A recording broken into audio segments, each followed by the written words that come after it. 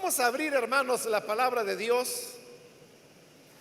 En esta ocasión, en la primera carta a los Corintios, capítulo 5. Seguimos adelante con el estudio que estamos desarrollando en esta carta, la primera a los tesalonicenses. Y nos encontramos en el capítulo 5, donde vamos a leer el pasaje que corresponde en la continuación de este estudio. La palabra de Dios nos dice en Primera de Corintios, capítulo 5, versículo 6 en adelante: hacen mal en jactarse. ¿No se dan cuenta de que un poco de levadura hace fermentar toda la masa? Desháganse de la vieja levadura para que sean masa nueva, panes sin levadura, como lo son en realidad. Porque Cristo, nuestro Cordero Pascual, ya ha sido sacrificado. Así que celebremos nuestra Pascua no con la vieja levadura, que es la malicia y la perversidad, sino con pan sin levadura, que es la sinceridad y la verdad. Por carta ya les he dicho que no se relacionen con personas inmorales. Por supuesto, no me refería a la gente inmoral de este mundo, ni a los avaros, estafadores o idólatras. En tal caso tendrían ustedes que salirse de este mundo. Pero en esta carta quiero aclararles que no deben relacionarse con nadie que, llamándose hermano, sea inmoral o avaro, idólatra, calumniador, borracho o estafador. Con tal persona ni siquiera deben juntarse para comer. ¿Acaso me toca a mí juzgar a los de afuera? ¿No son ustedes los que deben juzgar a los de adentro? Dios juzgará a los de afuera. Expulsen al malvado de entre ustedes. Hasta ahí dejamos la lectura. Hermanos, pueden tomar sus asientos, por favor.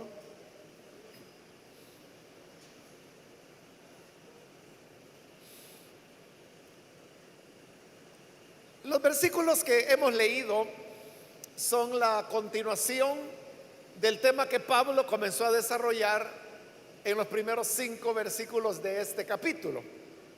Y usted recordará que se trataba de un caso de un pecado escandaloso que se estaba produciendo dentro de la iglesia de Corinto y que era ya de conocimiento público. Se trataba de un hombre que estaba conviviendo maritalmente con la esposa de su padre. Y como Pablo les dijo, esa era una situación tan escandalosa que ni siquiera los paganos, siendo paganos, la toleraban o la aceptaban. Y en cambio ellos, que eran la iglesia del Señor, no habían puesto ningún empeño por resolver esa situación. Por eso es que Pablo hace una recomendación, y la recomendación es que esta persona sea entregada a Satanás. Es la expresión que él usa. Y como lo estuvimos explicando la semana anterior, eso implicaba que el ofensor iba a ser regresado de el reino de la luz del Señor para volver al reino de las tinieblas, del poder de Satanás, con el propósito de que su naturaleza pecaminosa fuera destruida y así él pudiera ser salvo en el día del Señor. Como Como dijimos la vez anterior, esa era una medida bastante radical, bastante severa, y que decíamos que era ya una medida extrema de disciplina que la iglesia puede tomar ante casos o pecados muy graves, como era lo que ahí estaba sucediendo. Ahora, en los versículos que hemos leído y que complementan el capítulo, lo que Pablo hará es darnos dos razones más por las cuales él está dando esta recomendación, que como digo es bastante radical, bastante fuerte. La primera razón comienza a exponerla en el versículo 6, donde otra vez, como ya lo había hecho al inicio de este capítulo, les dice: hacen mal en jactarse. Porque recuerde que el mal principal que hasta aquí Pablo ha tocado de la iglesia de Corinto era que ellos se ufanaban, en el sentido de que pensaban que a través de la sabiduría ellos podían alcanzar la salvación de Dios.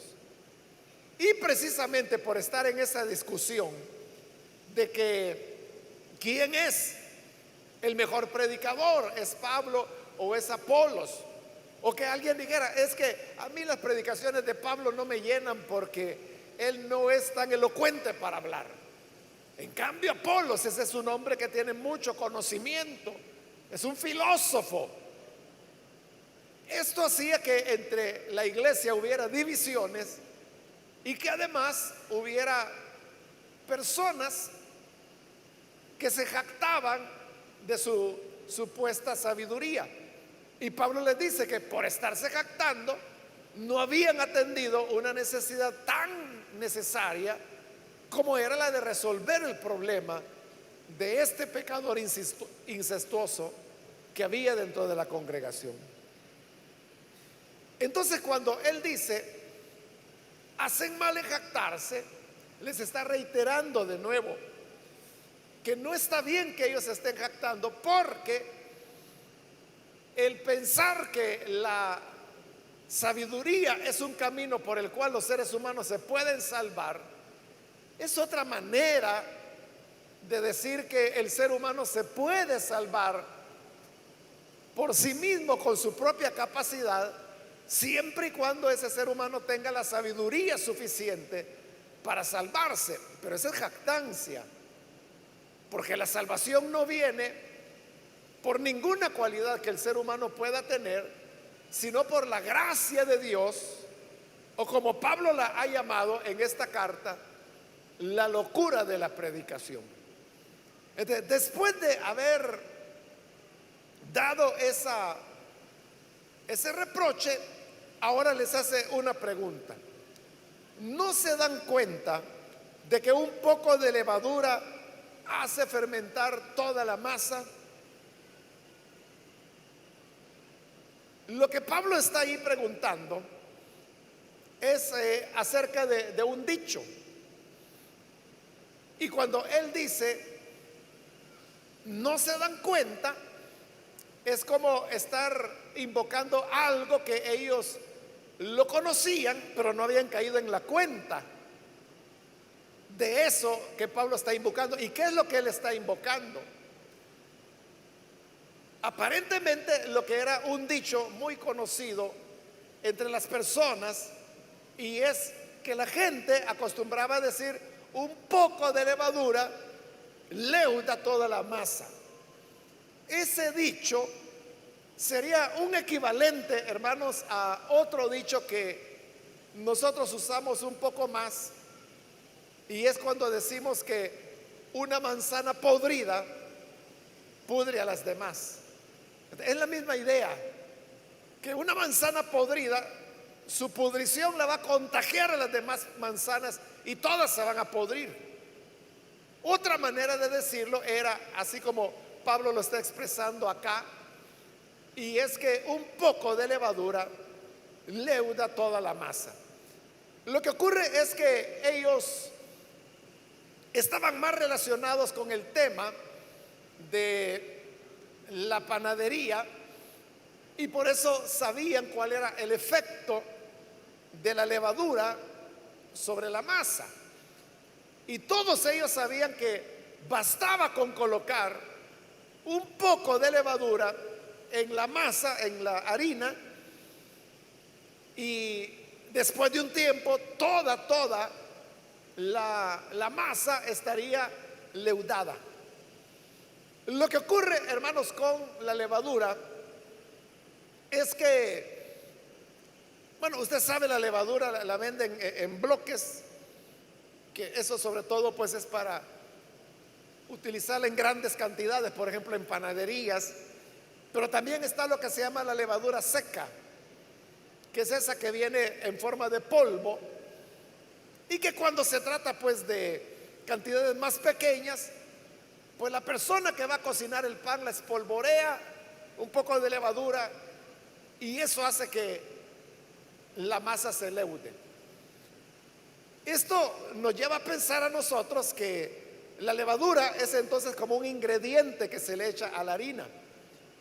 Pero realmente la levadura no es un ingrediente, sino que la levadura es un organismo vivo. Realmente la levadura es un hongo, pero son hongos que están vivos. Aún la levadura seca, como se le llama, que es esa que viene en forma de polvo, esos son puros hongos y que están vivos. Entonces, lo que ocurre es que los hongos se alimentan de los azúcares, se alimentan de ellos, y al comer, consumir los azúcares de la masa, los convierte en carbonos. Y a esa transformación que hacen estos hongos es a lo que nosotros llamamos leudar. Por eso es que basta con que se ponga un poquito de levadura, porque ella se va a multiplicar sola. El hongo de la levadura se multiplica de una manera asexual. Como son microorganismos unicelulares, porque son hongos, no necesitan de una pareja para poder multiplicarse, sino que su multiplicación se da por medio de un proceso interno que es totalmente asexual. Es decir, que no se necesita una pareja de hongos para que se multipliquen, sino que cada hongo por sí solo puede multiplicarse 1, 2, 3, 4, 16, 32 veces, lo que sea necesario. Mientras hay alimento, se va a continuar multiplicando. Y eso es lo que hace el panadero, que cuando coloca la levadura en la masa, esa masa es su alimento. Entonces comienza la levadura, los hongos más bien, a consumir el azúcar que hay en esa harina, y se va multiplicando y multiplicando, y cada vez son más y más y más, hasta que han invadido totalmente la masa. Y cuando ya está totalmente invadida, cuando ellos ya consumieron todo el azúcar que tenía y lo convirtieron en carbonos, entonces es cuando ya la masa está leudada y ya está lista para hornearla. Claro que con la horneada ahí quema todos esos hongos, pero se los mata, pero ellos ya hicieron su función.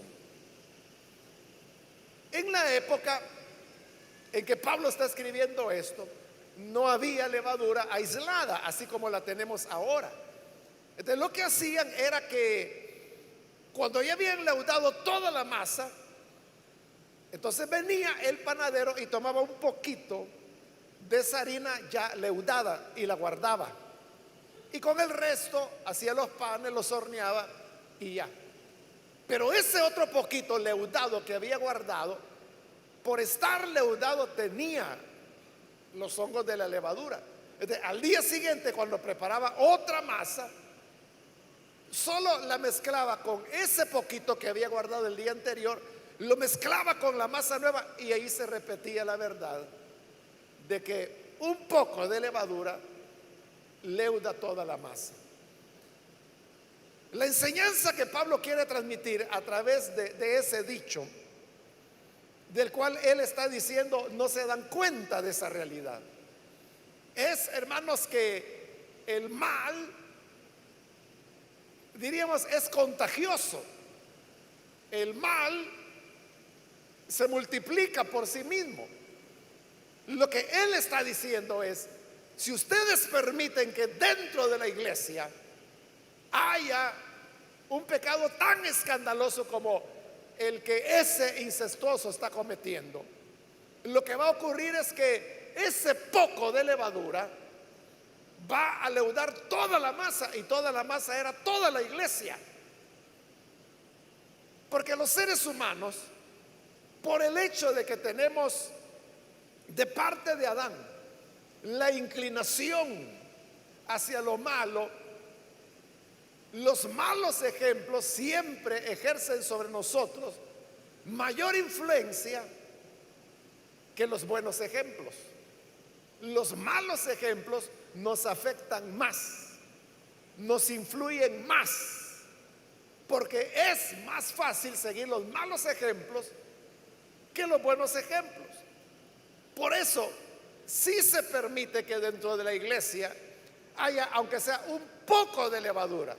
Porque uno puede decir: es que mire, hermano, no es que en Corinto todos sean unos bárbaros, todos sean unos incestuosos. No, si solo es uno. Pero Pablo dice: y no se dan cuenta que un poco de levadura, uno puede ser, pero va a terminar por dañarlos a todos. Y lo que Pablo está diciendo acerca de este pecado de incesto, uno lo puede aplicar, hermanos, a cualquier otro tipo de maldad, como él lo va a llamar más adelante, la levadura de perversidad y de maldad. Entonces, todo aquello, mentir, robar, él ahí menciona algunas cosas, los borrachos, menciona los que son inmorales. Pueden ser diferentes expresiones de pecado. Si esas situaciones de pecado no pasan por el proceso de disciplina, que algo de eso le mencioné la semana anterior, es como que si la iglesia lo esté consintiendo. Y cuando lo consiente, ese poco de levadura, al fin y al cabo, va a terminar leudando a toda la iglesia, dañando a toda la congregación. Por eso es que en el versículo 7, esta es la otra razón de por qué había que tomar medidas con este hombre, porque va a terminar por dañar a toda la iglesia. Entonces dice en el 7: desháganse de la vieja levadura para que sean masa nueva. La masa nueva era aquella que no se le había colocado levadura aún. Panes sin levadura, como lo son en realidad, porque Cristo, nuestro Cordero Pascual, ya ha sido sacrificado. Pablo lo que está haciendo es que está tomando la figura de la Pascua, la fiesta de la Pascua. Cuando Israel salió de la esclavitud en Egipto, el Señor les dijo que cada año, en el aniversario de la salida, ellos tenían que celebrar la fiesta de la Pascua, porque esa noche, cuando el Señor les dio la libertad, Moisés se instruyó para que cada familia de Israel sacrificara un cordero, y que la sangre de ese cordero lo aplicaran sobre el marco de las puertas de entrada a su casa. Esa sangre iba a servir de señal para que cuando el ángel de la destrucción pasara esa noche por Egipto, supiera que en las casas cuyos marcos de las puertas tenían la sangre, que él ahí no tenía que entrar, porque ahí había pueblo de Dios. Pero claro, los egipcios no sabían nada de esto. Entonces las puertas de sus casas no tenían la sangre del Cordero Pascual.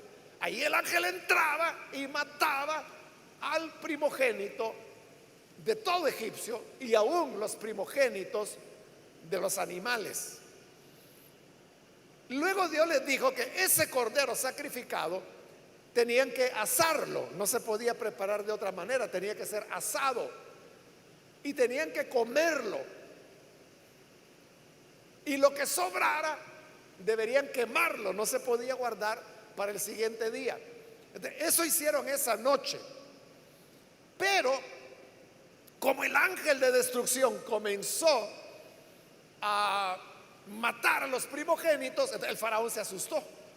Y el faraón dijo: no, no, manden a llamar a Moisés y a Aarón. Los mandaron a llamar a medianoche. Y el faraón le dijo: por favor, váyanse de Egipto antes de que ustedes vayan a matarnos a todos, pero váyanse ya. Entonces, en esa madrugada Moisés tuvo que ir y llamar a los ancianos de Israel y decirlos: no vamos, el Señor nos ha libertado. Pero como era la medianoche, los panaderos apenas habían preparado la masa para el pan del siguiente día. Pero como tenían que irse ya, no les quedó tiempo para poderles poner la levadura. Entonces se llevaron la masa nueva, sin leudar, y así tuvieron que salir porque era ya que tenían que irse, y se fueron. De tal manera que a partir del día siguiente lo que ellos tenían era masa nueva, no la pudieron leudar. Entonces la hornearon e hicieron pan, pero era pan que no estaba leudado, y por eso también recibe el nombre de panes ácimos, que eso es lo que significa, que es pan sin leudar. Y eso fue lo que comieron. Cuando ya el Señor estableció la fiesta de la Pascua, Él dijo que en esa noche, el aniversario del Éxodo, tenían que repetirlo todo, es decir, matar a un cordero, comerlo asado, y ese día tenían que comer pan, pero ya sin levadura. Y ese era el día número 1. Entonces tenían que contar 7 días. La Pascua era el primer día, que era cuando se comía el cordero pascual. Pero a eso le seguían 6 días más, en los cuales no se comía pan con levadura. Es más, el Señor decía que en todo el territorio de Israel no tenía que haber levadura en ningún lugar. Entonces tenían que deshacerse de toda la levadura durante 7 días. Esa figura es la que hoy Pablo está tomando cuando dice: nuestro cordero pascual ya fue sacrificado. Pero nuestro cordero pascual no fue un corderito tomado del rebaño. Nuestro cordero pascual fue el Hijo de Dios. Por eso es que Juan el Bautista lo presentó de esa manera. Cuando presentó a Jesús delante de sus seguidores, él dijo: he aquí el Cordero de Dios que quita el pecado del mundo. Lo presentó como el Cordero. Entonces Pablo dice: Cristo, quien es nuestra Pascua, nuestro Cordero Pascual, ya fue sacrificado. Ahora, ¿qué sigue después del sacrificio del Cordero Pascual? Son 7 días en los cuales hay que comer pan sin levadura. Entonces Pablo dice: nuestra Pascua fue el sacrificio de Cristo. Entonces ahora, después que el Señor ya fue crucificado, nos encontramos en la fiesta de la Pascua, en la fiesta de los panes sin levadura. Entonces tenemos que renunciar a la levadura. Pero ¿cuál es la levadura a la que hay que renunciar? No es la que hoy viene en latas o que viene en bloques, como le decía, cuando se trata de cantidades grandes, sino que dice el versículo 8: celebremos nuestra Pascua no con la vieja levadura. ¿Y cuál es la vieja levadura? Él lo dice ahí: es la malicia y la perversidad. De eso tenemos que deshacernos, porque ya nuestro cordero fue sacrificado, y entonces hoy estamos en la fiesta de los panes sin levadura. que para ellos duraba 7 días, pero para nosotros dura 2000 años lleva ya. ¿Por qué? Porque el cordero pascual a ellos les servía para un año, y al año siguiente había que ofrecer otro cordero.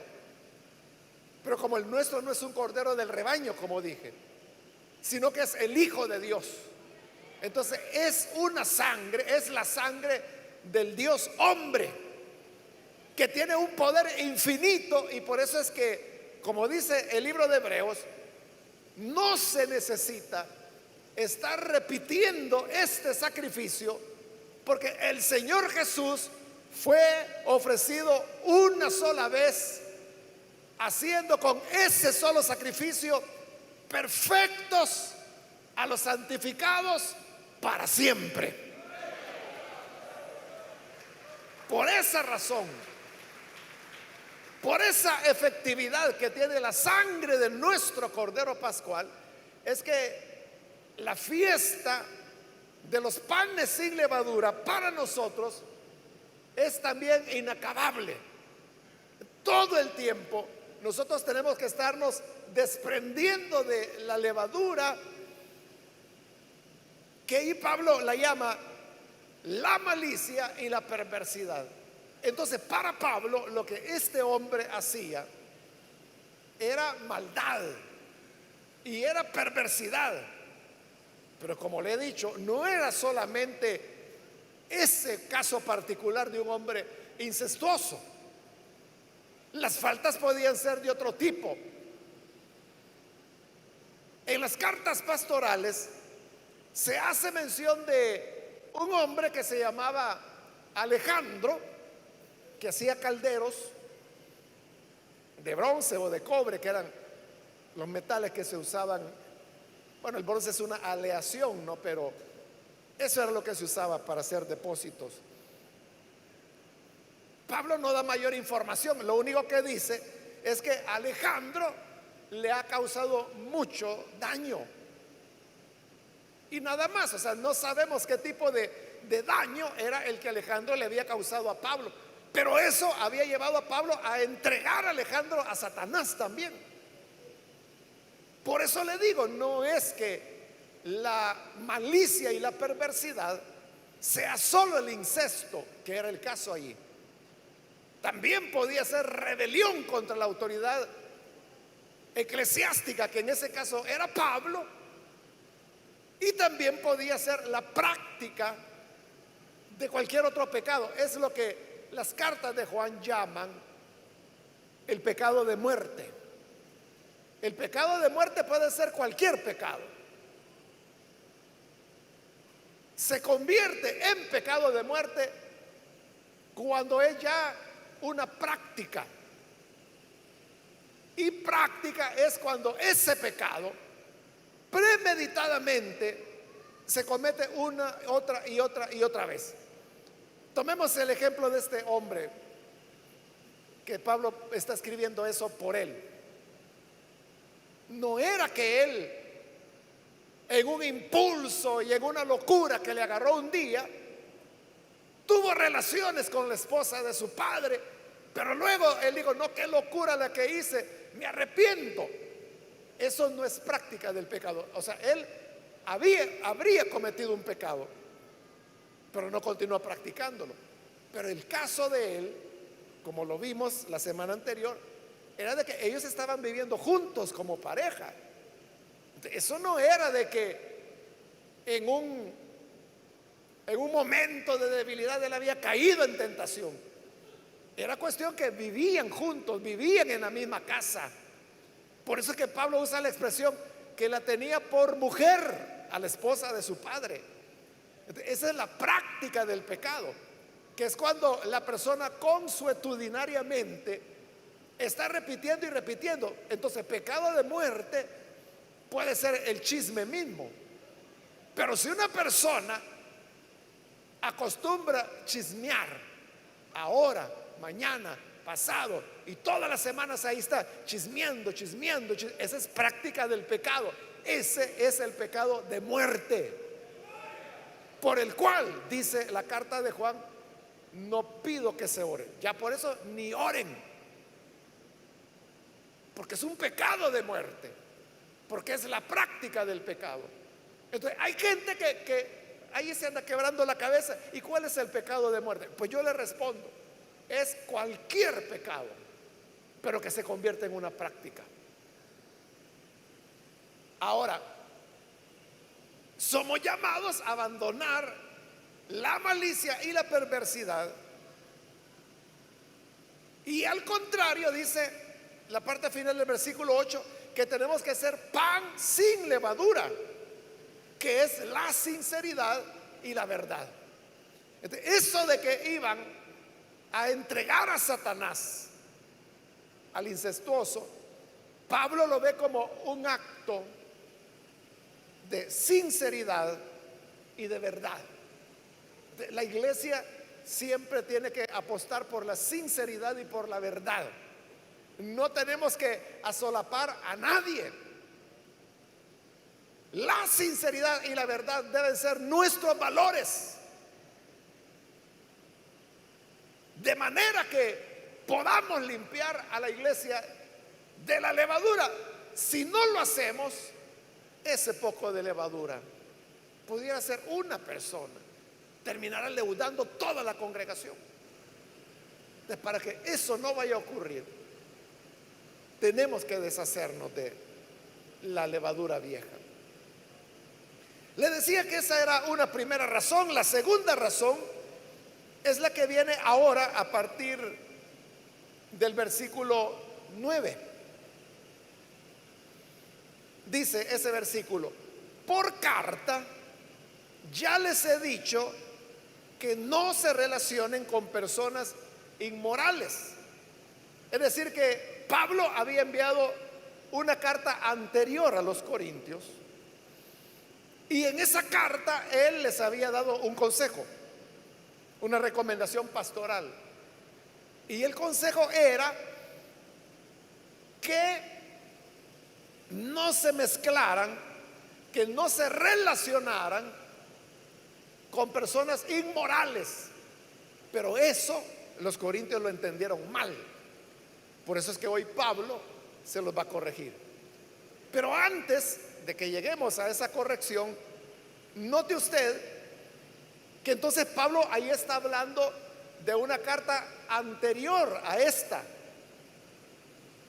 Porque ahí dice: por carta ya les he dicho que no se relacionen con otras personas.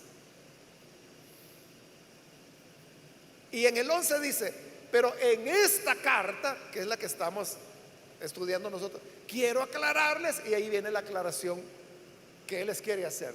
Entonces, significa, hermanos, que antes de que Pablo enviara esta carta, que hoy nosotros popularmente llamamos Primera de Corintios, había habido una carta que él había enviado antes. Ahora, quiero hacer aquí un paréntesis para volver, hermanos, y recordarle que cuando hicimos la introducción a Primera de Corintios, yo le dije que para nosotros solo hay dos cartas a los corintios, primera y segunda, ¿no? Pero la verdad es que Pablo escribió 6 cartas a los corintios.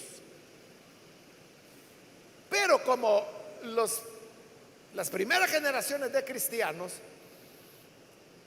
habían quedado con un cuerpo numeroso de cartas auténticas de Pablo, entonces, ellos querían reducir el número para que quedaran solamente 7. Eso yo se lo expliqué detalladamente en la introducción. No lo voy a repetir, pero en ese afán de reducir, entonces lo que hicieron es que ellos tomaron las 6 cartas a los corintios que Pablo había escrito y comenzaron a unirlas. Primero unieron 4. Esas 4 que unieron es lo que hoy nosotros conocemos como Primera de Corintios. Y les quedaban otras 2. Esas otras 2 las unieron y así se formó lo que hoy nosotros llamamos Segunda de Corintios. Pero los que hicieron esa fusión de las cartas no lo hicieron en orden cronológico. Es decir, no pusieron en primer lugar la primera carta que cronológicamente Pablo había enviado, la segunda. No, ellos lo hicieron porque les parecía que de esa manera estaban dándole continuidad de contenido. Entonces no vieron fechas, vieron contenidos. Y eso hizo que las cartas quedaran desordenadas desde el punto de vista cronológico en el cual fueron escritas. Como nosotros estamos acostumbrados a hablar de primera y segunda de Corintios, pero hoy se sabe que en realidad fueron 6 cartas, entonces los biblistas, que son las personas que se especializan en el estudio de las escrituras, optaron por no darle número a esas cartas, sino que más bien ponerles letras. Y así es como tenemos Corintios A, Corintios B, Corintios C, Corintios D, Corintios E y Corintios F. Ahí están las 6. De cada una se le puso una letra, y ahí sí las letras fueron colocadas cronológicamente. Es decir, que Corintios A fue la primera carta que Pablo les envió. Corintios B fue la segunda carta que él les envió. Entonces, lo que ha ocurrido, hermanos, y yo le dije que, o sea, lo ideal sería estudiar las 2 cartas a los Corintios como las conocemos ahora, pero en ese orden. Es decir, tomando Corintios A, luego B, luego C, hasta llegar a la F. Pero eso tendría que, o nos hubiera obligado a tener que ir entresacando, porque por ejemplo, en el caso de Corintios B, no se encuentra toda entera, sino que Corintios B está seccionada. Corintios B comienza a partir del capítulo 6 y luego va a saltar a Primera de Corintios 10, lo que hoy es Primera de Corintios 10.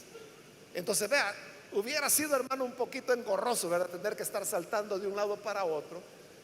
Lo que sí hubiéramos aprovechado o ganado es que hubiéramos tenido las cartas de Pablo en un orden cronológico, y entonces allí no nos hubiéramos encontrado con asuntos como este que nos encontramos ahora, que le está haciendo referencia a una carta anterior. ¿Y cuál era esa carta anterior? Lo que ocurre es que lo que hoy conocemos como Primera de Corintios, desde el capítulo 1 hasta este capítulo 5, eso es Corintios B. Eso es Corintios B. Pero Corintios A, que es la que de verdad Pablo envió antes, comienza en el capítulo 6. Y como le digo, y de ahí se va a saltar al capítulo 10 y va a continuar dando saltos. Es decir, que están en un orden inverso. Por eso es que encontramos en este capítulo 5 que Pablo está hablando de una carta que él envió anteriormente. Pero esa carta que él envió, aquí la tenemos. Lo único que está a continuación, a partir del capítulo 6. Y luego hay que ir saltando, como le digo, ¿verdad? Yo voy a tratar, hermanos, que en la medida que vayamos avanzando en Primera de Corintios, le voy a ir diciendo. Ahorita estamos, por ejemplo, desde que iniciamos en Corintios B. En la próxima oportunidad que comencemos el capítulo 6, ahí vamos a estar comenzando Corintios A. Hoy, que con la ayuda de Dios vamos a terminar Primera de Corintios, el capítulo 5, ahí vamos a estar terminando Corintios B, y ahí lo agotamos ya totalmente. Entonces, lo que hicieron con las otras cartas es que les quitaron el saludo, la introducción, o sea, el proemio, como se le llamaba, y dejaron el puro cuerpo doctrinal, y le quitaron la despedida también. Entonces, así fueron insertando y armando lo que hoy conocemos como Primera y Segunda de Corintios. Entonces hice este paréntesis, hermano, para que usted sepa que esta carta a la cual Pablo hace referencia, que se las había enviado antes, no es que esa carta se haya perdido, no, ahí la tenemos y viene a continuación a partir del capítulo 6. Por eso es de que, si usted ha leído las cartas a los corintios, con un poquito de atención, usted solo habrá descubierto que hay ciertas como contradicciones, ¿verdad? Porque en un momento Pablo está diciendo, estoy planeando ir a ustedes, estoy pensando enviarles al hermano fulano. Y más adelante leemos que ese fulano ya fue y ya regresó. Y entonces uno dice, bueno, ¿qué pasó acá? Es que uno está pasando de una carta a otra, pero como no están señaladas, entonces se produce ese tipo de contradicciones. Pablo anuncia algo que va a ocurrir y de repente está escribiendo como que ya ocurrió. Entonces uno dice, bueno, ¿y en qué momento ocurrió si no ha terminado la carta? Pero lo que sucede es que la primera pertenece a una carta y lo otro a otra carta, en momentos históricos diferentes. Los biblistas se han especializado tanto que incluso han logrado fechar cada una de las 6 cartas. Eso es lo que permite esa datación, es decir, el ponerle fecha, es lo que permite saber cuál es la A, cuál es la B, cuál es la C, cuál es la D, cuál es la E y cuál es la F. Bien, habiendo hecho, hermanos, esa aclaración, Pablo va ahora al segundo argumento, y es la aclaración. Porque en Corintios A, que como le digo, a partir de la próxima oportunidad la vamos a comenzar, él les había dado esa recomendación: no se relacionen con personas inmorales. Pero entonces los corintios eso lo entendieron literalmente. Es que Pablo nos dijo que no nos relacionemos con ningún inmoral. Entonces ya no le querían hablar a nadie, ya no saludaban a nadie. En la ciudad ya no saludaban a los vecinos, y si el papá o la familia no eran creyentes, ya no les hablaban. Y decía, es que Pablo nos dijo que no nos relacionemos con inmorales. Entonces, hoy Pablo quiere aclarar eso y al mismo tiempo usarlo como su tercer argumento para el caso de incesto que se ha dado. Entonces dice en el versículo 10, por supuesto, no me refería a la gente inmoral de este mundo, ni a los avaros, estafadores o idólatras. Porque si yo me hubiera referido a los pecadores de este mundo, dice Pablo, en ese caso tendrían ustedes que salirse del mundo.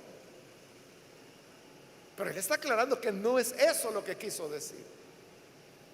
Entonces, no era que Pablo dijera, no se relacionen con los inmorales de ninguna manera o en absoluto con nadie, porque eso no es posible, dice Pablo. La única forma sería que salieran del mundo, que se vayan a otro planeta, que se vayan a colonizar Marte o Venus, si usted quiere,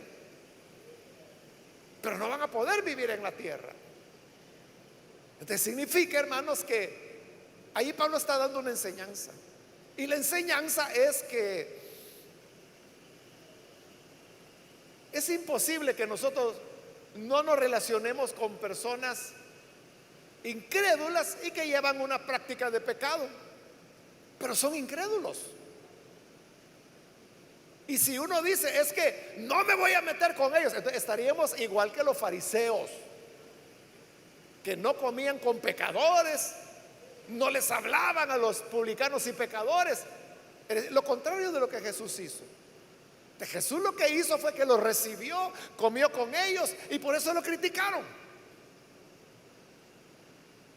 Entonces, la enseñanza de Pablo no podía ir en contra del ejemplo que Jesús había dado. Y por eso es que él está aclarando, hermano, yo no les dije que no se relacionaran con los inmorales de ninguna manera, porque entonces tendrían que salir del mundo, tendrían que tomar un cohete espacial. A veces los creyentes entienden así las cosas. Entonces dice, es que mire, yo no quiero trabajar ahí porque fíjese que tengo una compañera que es impía. Entonces yo quiero, aunque sea de barrer, hermano, deme ahí en la iglesia, pero ahí por lo menos voy a estar solo con creyentes. de gracias a Dios que tiene una compañera impía, y quiera Dios que no solo tenga una. Ojalá que usted sea la única luz en medio de 100 impíos, compañeros de trabajo, para que así usted pueda ser luz de esas personas. Pero hay gente que no quiere eso, sino que lo que quiere es estar solo en una burbuja evangélica, relacionarse solo con creyentes, solo con santos. Y al que es mal hablado, yo no me meto con él. Con el que es borrachito, yo no me meto con él. Y entonces, ¿quién los va a alcanzar a ellos para Cristo? Por eso es que Pablo dice en el versículo 11: en esta carta, que es Corintios B, quiero aclararles que no deben relacionarse con nadie. Pero aquí viene la aclaración: que llamándose hermano. Ese es el punto. No se relacionen con aquellos que llamándose hermanos sea un inmoral, o avaro, o idólatra, o calumniador, o borracho, o estafador. Es decir, el problema no es que una persona sea avara, inmoral, borracha, estafador. Ese no es el problema. El problema es que diga que es creyente y que practique cualquiera de esas cosas. De eso, dice Pablo, es que yo pedí que se guardara. Y ahí lo reafirma al final del versículo 11: con tal persona ni siquiera deben juntarse para comer. Es decir, que si su vecino es un incrédulo y usted sabe que es un adúltero, y un día le dice: mire, vamos a comer, le invito a comer, y usted sabe que quien va a estar ahí no es la esposa de él, es la amante. Entonces usted dice: ¿qué hago? ¿Voy o no voy? Como creyente, la Biblia dice que somos luz en medio de las tinieblas, entonces tengo que estar apartado de la luz. Entonces, la pregunta es: ¿y él qué? ¿Ese es su vecino qué? ¿Dice que es evangélico o dice yo soy nada? No, él dice que es nada. Entonces vaya. Pero es la amante. Por eso, para que usted tenga oportunidad a través de su conducta de evangelizarlos y que ellos abandonen su pecado. Porque él mismo está diciendo que no es nada, no es nadie. El problema es con el que dice que es creyente. Eso es lo que Pablo está diciendo ahí. Quiero aclararles que no deben relacionarse con nadie que, llamándose hermano, sea inmoral, avaro, idólatra, chismoso, hipócrita, cualquiera sea el pecado. Con el tal, dice, ni siquiera vayan a comer. ¿Por qué razón? Porque se trata de una persona que pretende ser creyente, que pretende ser parte del cuerpo de Cristo. Y si nosotros a esa persona la tomamos así, con toda tranquilidad, como que si nada pasa, el mundo verá.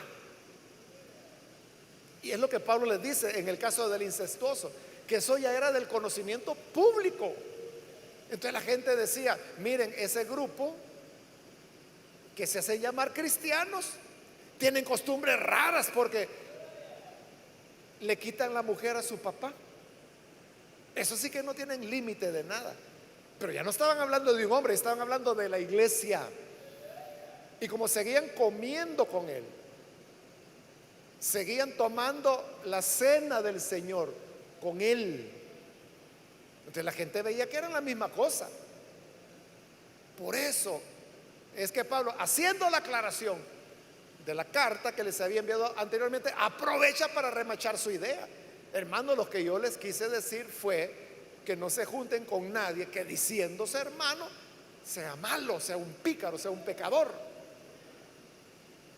Y como era exactamente eso lo que estaba ocurriendo con ellos. Entonces, ellos se andaban cuidando del jefe porque le gusta la cerveza, se andaba cuidando de la vecina porque es una gran chismosa, pero la diaconisa, que era más lengua larga, no había problema, porque como era diaconisa. Pero Pablo dice, es lo contrario, es lo contrario. Si se dice creyente y es chismosa, ni coman con esa persona, no se relacionen con ellas. No sé si me estoy dando a explicar, hermanos. Entonces, si un día a usted le dicen, mire, ¿y usted por qué estaba? Yo lo vi un día que estaba comiendo ahí con otros hombres y ellos estaban tomando cerveza. ¿Y usted por qué estaba ahí? Por eso, porque son incrédulos. Porque hay que presentarles, hay que darles testimonio de la fe. Porque están en tinieblas y necesitan de la luz que Cristo ha puesto en ti. Eso es correcto. Eso es correcto. Pero si hay alguien que dice que es hermano y está en la iglesia, pero que es fanático, le encantan las regias, con él, hermano, nunca se vaya a sentar en una mesa. No vaya a relacionarse con él. Es lo que Pablo está diciendo. Entonces, mire cómo son las cosas. Que yo vaya con amigos incrédulos. Yo puedo estar sentados en la mesa donde ellos, como son incrédulos, se están echando su cerveza con la comida. Yo puedo estar ahí no hay problema. Pero si hay alguien que dice que es hermano y quizás viene con su uniforme de diácono y se va a echar una regia, allí no puedo estar. Entonces uno diría, bueno, que no es lo contrario, porque este por lo menos está en la iglesia, que ellos son paganos. No, dice Pablo. Es que si tú estás sentado, la gente sabe que él va a la iglesia, entonces va a pensar que la regia, por eso pidió regia, para que alcance para los dos.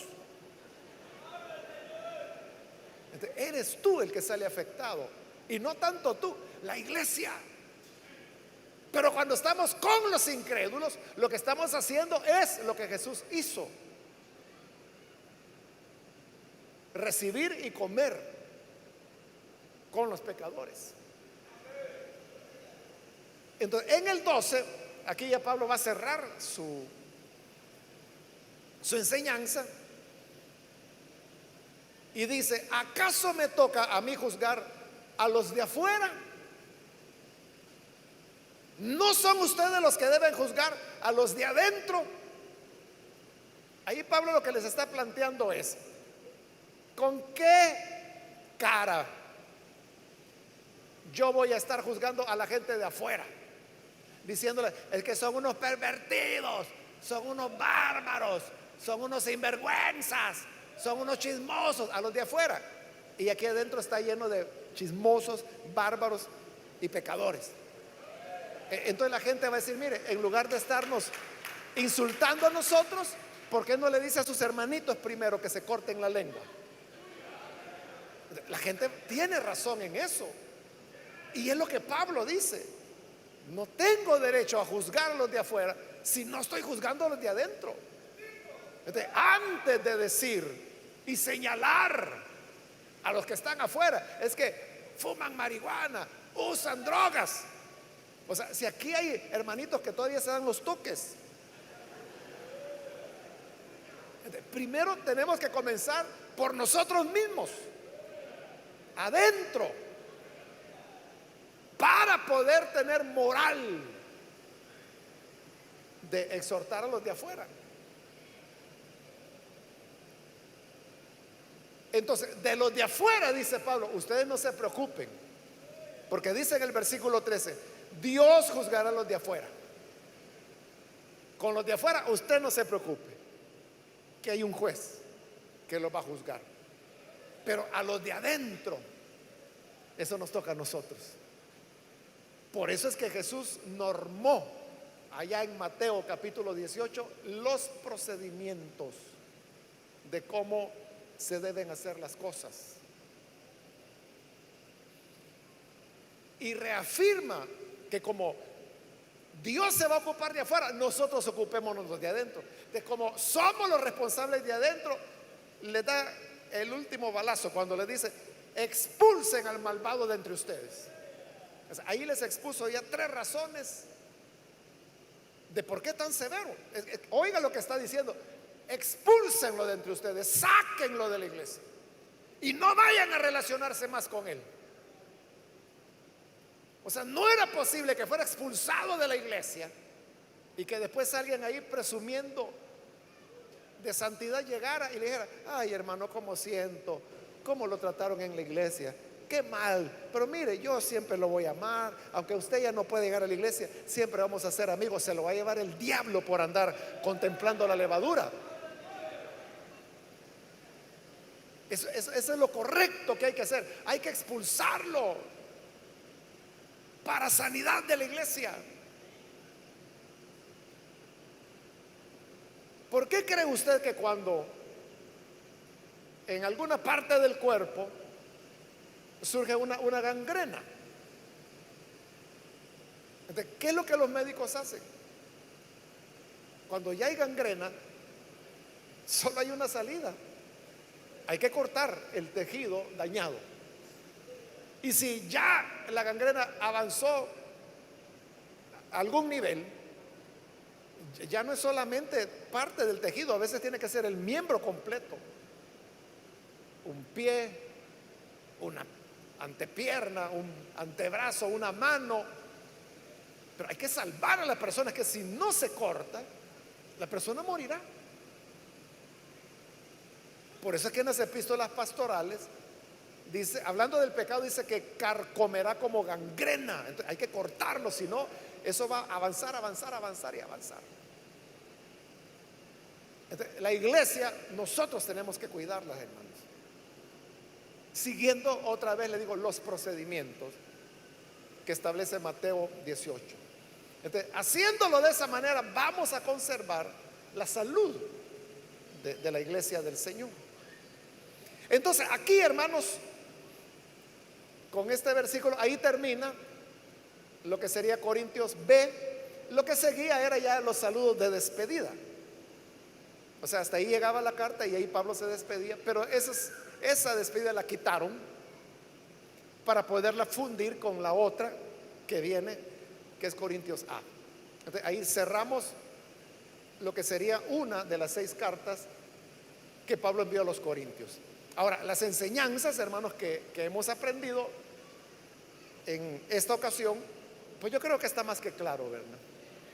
Un poco de levadura leuda toda la masa. Entonces, si Cristo, quien es nuestro Cordero Pascual, ya fue sacrificado, hoy celebremos la fiesta con panes sin levadura, sin la levadura de malicia y perversidad, para cambiarla por la levadura de verdad y de justicia.